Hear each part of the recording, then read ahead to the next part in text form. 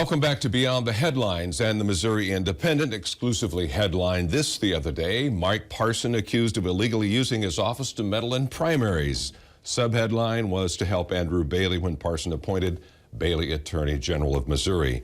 The Independent's editor-in-chief joins us now from Jefferson City with more about this story. Jason, welcome back. Thanks for having me. All right, to begin with, what did the governor do when Bailey took over the office in late 2022 after he appointed him? Well, he had promised when he made the announcement that Andrew Bailey would have all the resources of the governor's office at his disposal in order to be a success. So during the transition, a lot of the staff from the governor's office shifted over to help after he took over, and there was a lot of exodus from the office. A lot of high-level staffers started to leave. There were some top deputies from the governor's office that went over to try to fill in some of those gaps. So it's been a big project of the governor to try to ensure that his nominee for the Attorney General's office is a success. And I think that comes from the fact that, since 2016, we've had Andrew Bailey would be the third Attorney General, and I think Mike Parson wanted this one to finally stick. Mm-hmm. All right. So, and then there was his letter to the Republican Attorney Generals Association. So what did Parson say and what inspired that letter?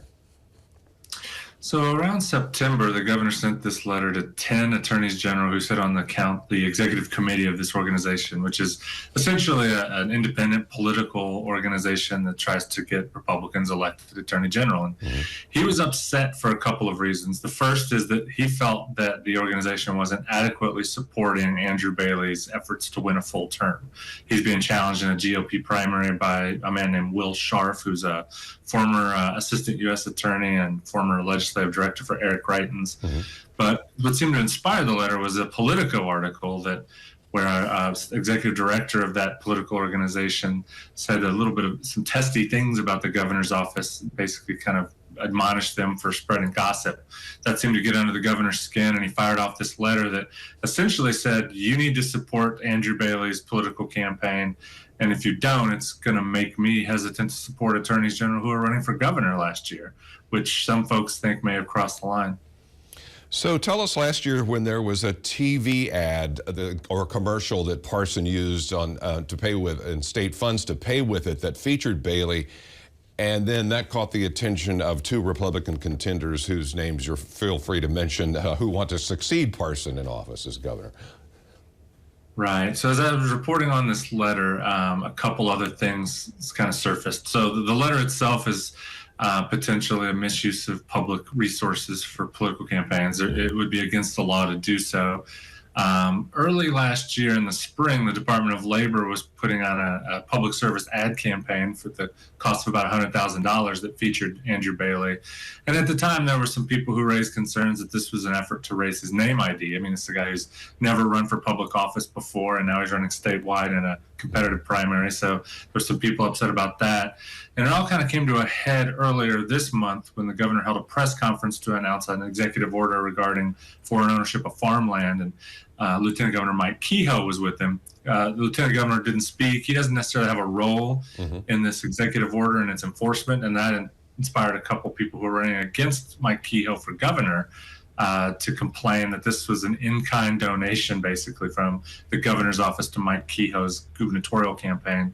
So you have a lot of people throwing accusations that the governor is taking an active hand in boosting the political fortunes of his nominees, his appointments, and then he's using his official office and taxpayer resources to do it. I want to go back to your mention of former Governor Greitens' policy director, Will Scharf, who is running against Bailey in the primary, which, as you mentioned, Politico's new organization has covered. Any endorsements by the Republican Attorney General's Association about this that Parson complained to? No, there's been no endorsement in this race. The executive director donated of the Republican Association donated to Will Scharf's campaign directly, and has been he advocated for Will Scharf to get the appointment back in 2022, according to this Politico article that apparently also got under the skin of the governor's office.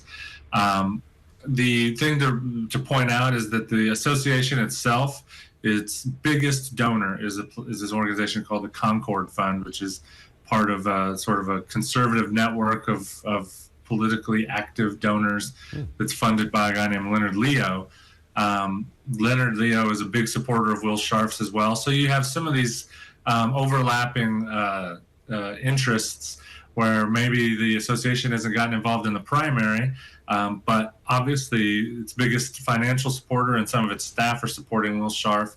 And that's really fed this idea that if Andrew Bailey is considered the incumbent, Mike Parson is saying they should line up behind him even during this competitive primary. They haven't yet. There's no indication that they will.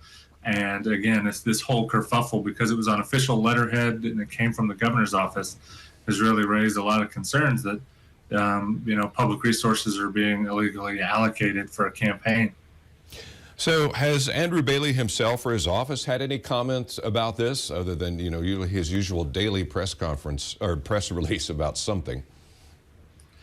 So he says that he learned about the letter from another attorney general, but is still unaware of its contents. And in a statement from his campaign, highlighted the work he's done with attorneys general that are in leadership positions with that organization. But as far as the contents of the letter, neither the governor's office nor the attorney general has been willing to go on the record and talk about it. And so a lot of the concern has been coming from Republicans who are feeling as though, again, they're not only running against Mike Kehoe or Andrew Bailey, but now they feel like they're running against the office of the governor. And Jason, before you go, one more question about a little bit of history here. Concerns about the use of official resources for campaigns have sporadically come up over the years here in Missouri.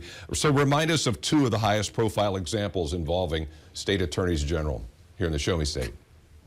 If you go all the way back to the early 90s, Bill Webster actually had he pled guilty to federal felony charges over something similar to this. He had people in his office who were printing materials for his campaign, and he served some prison time for that.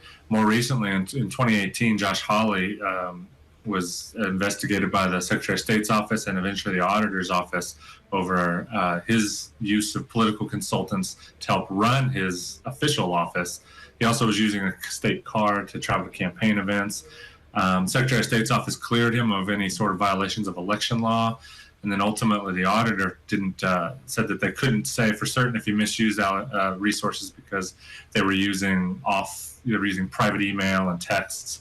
But worth noting that a Cole County judge did find that the office under Hawley violated the Sunshine Law, and did so according to the judge. He determined because they were trying to benefit Josh Hawley's campaign. So, those are two high-profile instances where you had official resources that were being used at taxpayer expense to allegedly help a campaign, which again violates state law, it violates federal law. It's taken pretty seriously. All right. You can see Jason's article on the Missouri Independent social media site and also online, and also here on KY3.com online. Jason, as always, good to have you with us from Missouri Independent. We look forward to seeing you again. Thank you so much.